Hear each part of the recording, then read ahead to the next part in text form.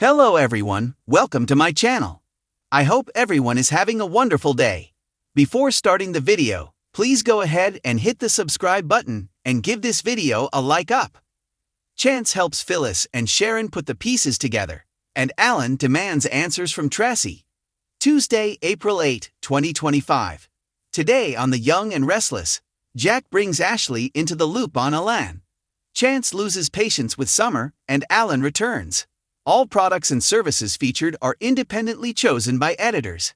However, Soaps.com may receive a commission on orders placed through its retail links, and the retailer may receive certain auditable data for accounting purposes.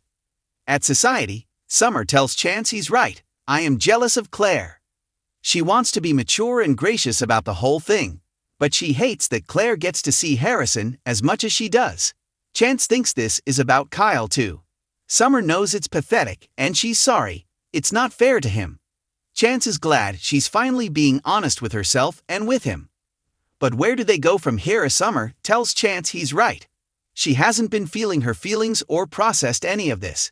She asks if he feels this way when he sees Abby with Devin and Dom. Chance says it stings a bit, but it's not jealousy. He was hoping Summer was further along in the healing process too. He knows this isn't easy. But for you, it feels like there's more to it. Summer says she's tired, but Chance urges her to admit the hard stuff and not back away. Summer insists she needs some time to process. He wonders how long this would take given it's been going on for a while now. It's been long enough now. I can't keep going on with the way things have been. Summer agrees that Chance deserves answers, but she doesn't have any. Chance wants to talk it out, but she wants to go say goodnight to Harrison.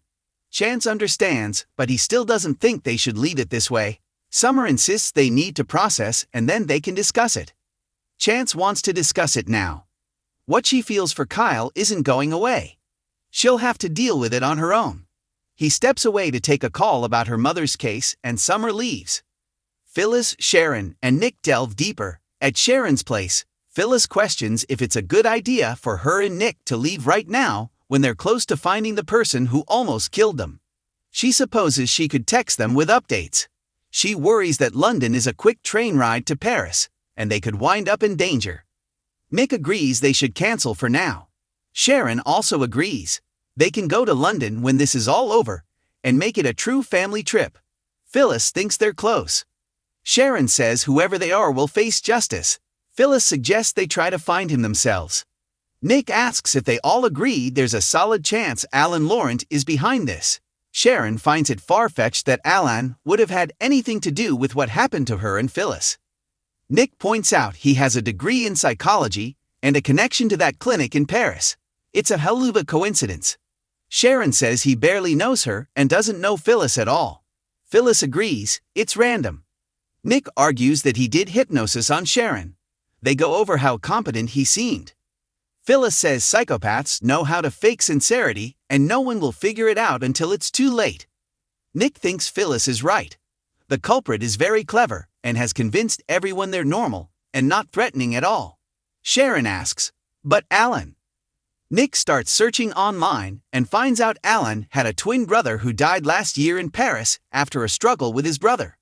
Martin had multiple psychological afflictions. Ashley hears a horror story. In her suite at the club, Tracy hopes she's wrong about Alan. Her phone rings, it's Jack. He's called her many times today and asks how she's doing. She's had no word from Alan. Jack urges her to get some rest. They disconnect and Tracy exhales. In the jazz lounge, Jack puts his phone away and notices Ashley walk in.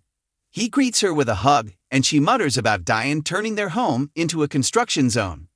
He asks if she saw Alan when she was in Paris. She frowns, no, was I supposed to?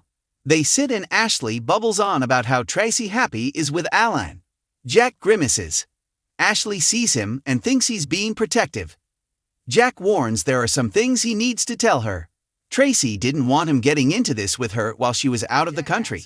But we're concerned about everyone's safety. That Martin is the one who survived that fall in Paris. Ashley gawps. Ashley tells Jack it's not possible that Alan died, and that Martin is alive. He's been living under their roof. How long could he keep up the charade? Jack asks her to tell him what Alan said about his twin.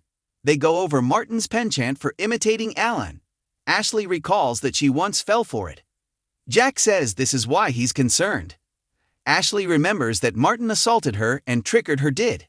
Ashley tells Jack he can't possibly think that Alan is dead and Martin is alive. He's been nothing but loving to Tracy. What is she missing? Jack agrees he's been a perfect gentleman, but everything is moving so quickly. Ashley asks what his agenda would be. What if he is Alan, and they destroy Tracy's happiness by accusing him? Jack asks, and what if it's Martin? Ashley says, then we've been in danger for months, Jack. And Tracy's in danger now. Jack tells Ashley that while she was away in Paris, Sharon and Phyllis were abducted and held captive. They're safe, but they were held in an abandoned psych clinic and forced to play life and death games. Their captor told them it was an experiment. Chance is looking into it, but Tracy saw alerts on Alan's phone about a security breach that perfectly timed with what happened at the clinic. Ashley agrees this is disturbing. Where exactly is Alan now? We have to get to Tracy. Alan's suspicions rise. In her suite, Tracy is having a glass of water when Alan walks through the door.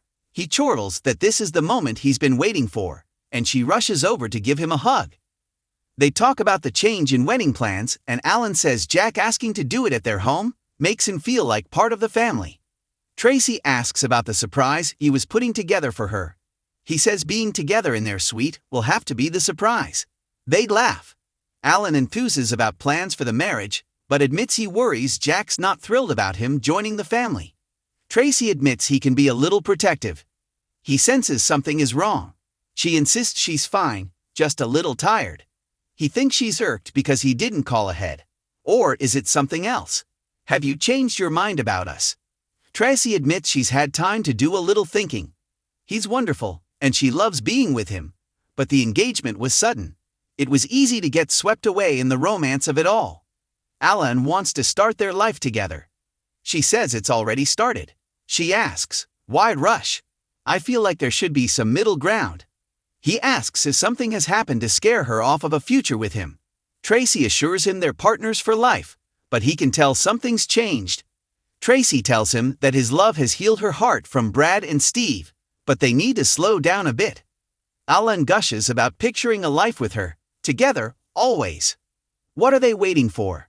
Tracy says she wants them both to be absolutely sure. Alan says he is sure. This is about your feelings, Tracy. Has somebody said something to you? Something to make you back away from me? Chance arrives at Sharon's. At Sharon's place, Chance tells her, Phyllis and Nick, that he spoke with the Paris clinic. They had no knowledge of the gas control valve purchased. Sharon asks if there were other purchases they didn't recognize. Chance says yes. A lease for a farmhouse just outside of Genoa City. Sharon realizes that's where he must have stayed when he was holding them captive. Phyllis exclaims that this Alan Laurent guy is connected to the clinic. It has to be him, and he's in Genoa City now. Is that not enough for Chance? Chance says no, not yet. Phyllis says the guy saw his brother die. That's enough to make you go crazy. Sharon worries this might be a setup. Alan has been nothing but helpful. Besides, what motive could he have? Nick asks Chance if there's anything else he's not telling him about Alan. Phyllis erupts. What else does he need? Nick warns they're still in danger. Sharon says if Alan was the voice, she needs to know now. Phyllis realizes Chance doesn't want to break rules. She'll break rules. Sharon protests that he needs to be stopped. Phyllis frets that this guy could take a shot at them whenever they feel like it. Chance reminds her they have security. Sharon argues the people they love could be the next target. Nick says they need to know if Alan's the subject. Chance sighs if it's Alan, and admits that Tracy's concerned that Martin, the twin, may have been the one who survived the fall last year. Nick says, the twin who was in and out of psych wards. Phyllis adds, like the one we were trapped in. Tracy's situation escalates. In the jazz lounge, Ashley chastises Jack about not telling her sooner about Alan. She asks why he was in Paris. Jack says he was supposedly planning a wedding surprise for Tracy, but she questioned if it was an escape plan. He says if it's Martin, he may never come back.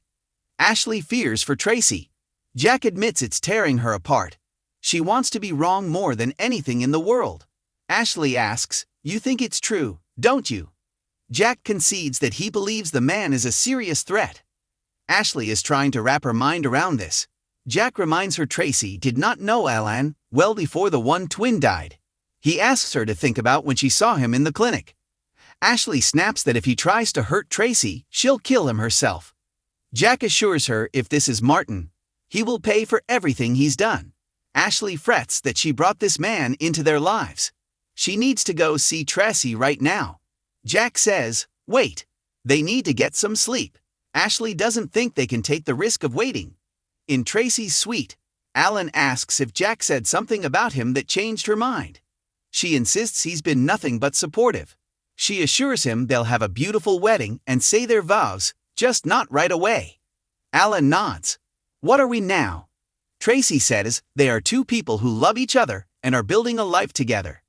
"Alan, I want to marry you." She just wants to slow down and take it step by step. He's always been understanding and generous. Can't he respect her feelings and give her the time she's asking for? Alan tells Tracy he left Paris, his work, and his home for her.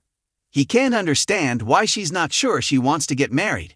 Tracy argues she's only changing the timetable. If it makes her more comfortable, isn't that enough? Alan knows she's holding something back. "Because I know you better than you think I do." He warns Tracy he can read people. "Something's changed. Something about your eyes." Her voice is tight and there's no warmth. Her body language too. There's suspicion in your eyes. Tracy can see she's hurt him and she's so sorry. Alan asks if she's waiting for him to reveal something. "Do you doubt my honesty?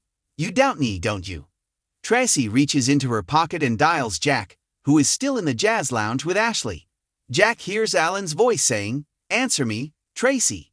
What have you found out? Why do you seem so afraid of me now?"